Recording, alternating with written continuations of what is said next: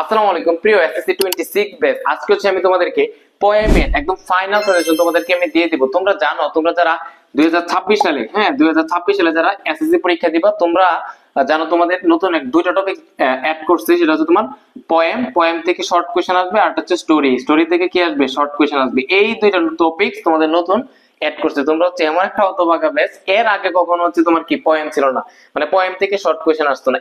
ঠিক প্রথমবারের মতো তোমরা যারা 26 যারা 2026 সালে পরীক্ষা দিবা, তোমরাই প্রথমবারের মতো পোয়েম থেকে শর্ট কোশ্চেন আসবে এবং সেটি তোমাদেরকে দিতে হবে। ভাইয়া তোমাদেরকে শর্ট কোশ্চেন যে আসবে সেটি তোমাদেরকে কি করতে হবে, দিতে হবে। ঠিক আছে, সো কিভাবে আসবে দেখো। তোমাদের প্রথমে যে কবিতাগুলো আছে, এই কবিতাগুলো কিন্তু সরাসরি তোমার পরীক্ষার মাঝে আসবে না। জাস্ট কোশ্চেন আসবে, 8টা কোশ্চেন আসবে। পোয়েম থেকে কয়টা কোশ্চেন আসবে, 8টা কোশ্চেন আসবে। তোমাকে 5টা কোশ্চেনের আনসার দিতে হবে। ঠিক তেমনি ভাবে স্টোরি থেকে তোমাকে কি করবে, 8টা কোশ্চেন দিবে। 8টা কোশ্চেন থেকে তোমাকে 5টা কোশ্চেনের অ্যান্সার তোমাকে দিতে হবে। সো এইটার জন্য তোমাকে যেটা করতে হবে, তোমার পুরো ইংলিশ ফার্স্ট পেপারের মধ্যে 7টা কবিতা আছে। কয়টা কবিতা আছে, 7 পয়েমস। কয়টা কবিতা আছে, 7টা তোমার কবিতা আছে। সো তোমার যেটা দেখো, 7টা কবিতা তোমার কাছে কঠিন লাগতে পারে। তুমি আমাকে বলতে পারো যে ভাইয়া আমাকে একটু কমায় দেন কবিতাগুলা, গুরুত্বের ভিত্তিতে আমাকে একটু কমায় দেন, আমাকে একটু সাজেশন দেন।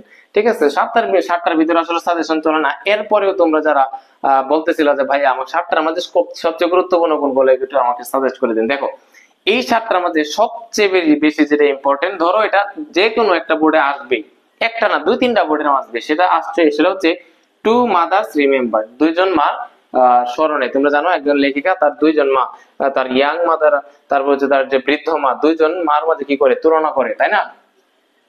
তো এই যে তোমার টু মাদার্স রিমেম্বার যেটা আছে, এটা আমি কি তোমাকে বলবো 5 স্টার। কি 5 স্টার? এটা মানে very very very very important. তুমি যেই বোর্ডের আন্ডারে পরীক্ষা দাও না কেন, এটা আসার চান্স 50%, একদম 50%। তুমি দেখো আমার সাথে কথাটা মিলাই দেখো, তুমি দেখবা 2 থেকে 3টা বোর্ডের মধ্যে এই প্রশ্নটা আসবে, মানে এই পোয়েম থেকে শর্ট কোশ্চেন আসবে, টু মাদার্স রিমেম্বার। সো এটা তোমার জন্য বুদ্ধিমানের কাজ হবে। এই কবিতাটা একদম টোটালি মুখস্থ করে ফেলো, একদম লাইন টু লাইন এক্সপ্লেনেশন তুমি জানা রাখো, এবং এটা থেকে যতগুলো শর্ট কোশ্চেন হইতে পারে সবগুলো তুমি কি করো, মুখস্থ করে ফেলো। মানে এটা তোমার মাস্ট, আসার চান্স অনেক বেশি। এরপরে আমি তোমাকে যেটা বলবো, এই যে 2 নাম্বার যেটা বুকস, এটা তোমাকে আমি 3 স্টার দিলাম, এটা আসার চান্স অনেক বেশি। এরপর তোমাকে আমি যেটা সাজেস্ট করতে পারি সেটা হচ্ছে তোমার এই যে এটা time you old gypsy man, এটাও তোমার ইম্পর্টেন্ট আছে। ঠিক আছে, তো 3টা গেল। এরপরে তুমি এটা লিখতে পারো যে stopping by woods on a snowy evening, এটাও ইম্পর্টেন্ট আছে। ঠিক আছে, এবং আরেকটা দিব সেটা হচ্ছে ওমি ও লাইফ, এটাও ইম্পর্টেন্ট আছে। তার মানে দেখো এই 7টা কবিতার মাঝে আমি যে 5টা কবিতা আমি তোমাকে বলতেছি, এগুলো মাস্ট তোমাকে পড়তে হবে, এগুলো ছাড়া তুমি কল্পনা করতে পারো না। এইগুলা পড়ার পরে পরে যে বাকি দুটো থাকবে সলিটিউড এবং হচ্ছে যে দ্য সেন্স অফ ডি, এগুলো জাস্ট তুমি কি করে দেবা, দেখে রাখবা, যাতে চলে আসে, যাতে তোমার একদম না লিখে আগে দেখে আসো। ঠিক আছে, তো আমি তোমাকে যেটা বলবো, যেহেতু প্রথমবারের মতো তুমি কোনো কিছু বাদ দিও না, কারণ কবিতা তো ধরো তুমি একদমই পড়ছো না, এই কবিতাটা তুমি একদমই পড়ছো না, এখান থেকে তোমার যদি কোয়েশ্চেন আসে, তুমি তো মানে 10 নাম্বার, তুমি ক্যান ইউ ইমাজিন 5টা করে 8টা থাকবে, তো 8টার মধ্যে 5টা কোয়েশ্চেনের আনসার দিতে হবে। 2 করে 5 দুগুণে কত নাম্বার, 10 নাম্বারে তোমার কি করতে হবে, অ্যান্সার করতে হবে। এখন তুমি দেখো, ধরো কথার কথা দ্য সেন্স অফ ডি থেকে তোমার কি আসলো, মানে শর্ট কোয়েশ্চেন আসলো।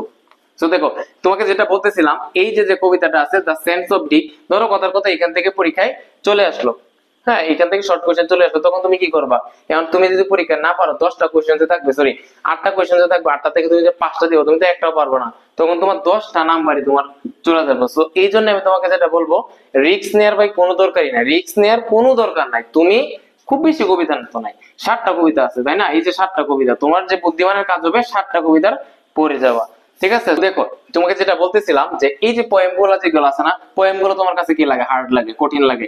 তো আমি তোমাকে ভাইয়া যে কাজটা করে দিব, প্রত্যেকটা পোয়েম ওমি লাইফ থেকে শুরু করে books, to mothers remember, the sense of the, প্রত্যেকটা পোয়েমে যেটা আমি যেটা করব, একদম লাইন টু লাইন, একদম লাইন টু লাইন তোমাকে আমি কি করব, এক্সপ্লেনেশন করে দিব প্রত্যেকটা কবিতা, একদম প্রত্যেকটা। এই বোর্ডের মাঝে আমি বোঝাবো, যাতে তুমি সহজে আকার ইঙ্গিতে বোঝাবো, তুমি যাতে সহজে বুঝতে পারো। আমি ফোনে স্ক্রিনশট করে পড়াবো না, কবিতাগুলো আমি একটু কষ্ট হইলেও এখানে আমি তুলবো, তোলার পর একদম লাইন টু লাইন এক্সপ্লেনেশন আমি তোমাকে দিয়ে দিব। তো তুমি যেটা করবা, লাইন টু লাইন এক্সপ্লেনেশন দিলে তুমি পুরো কবিতাটা বুঝতে পারবা, এবং ওই কবিতা তোমাকে থিম দিয়ে দিব।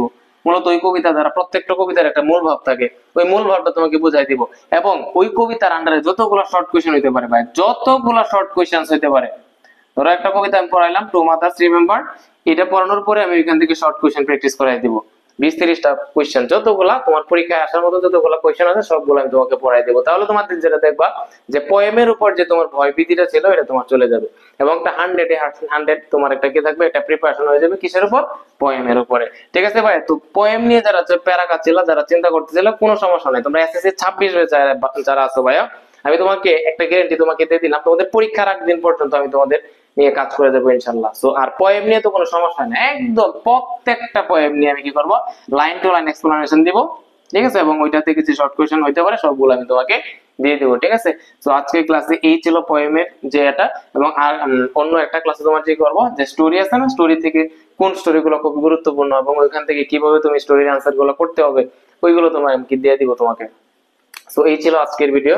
সো আশা করি তোমরা এনজয় করছো এবং তোমাদের যে ভয় ভীতিটা ছিল একটু হলেও দূর হইতে পারছে, ঠিক আছে। তো সবাই ভালো থাকো, সুস্থ থাকো, আল্লাহ হাফেজ।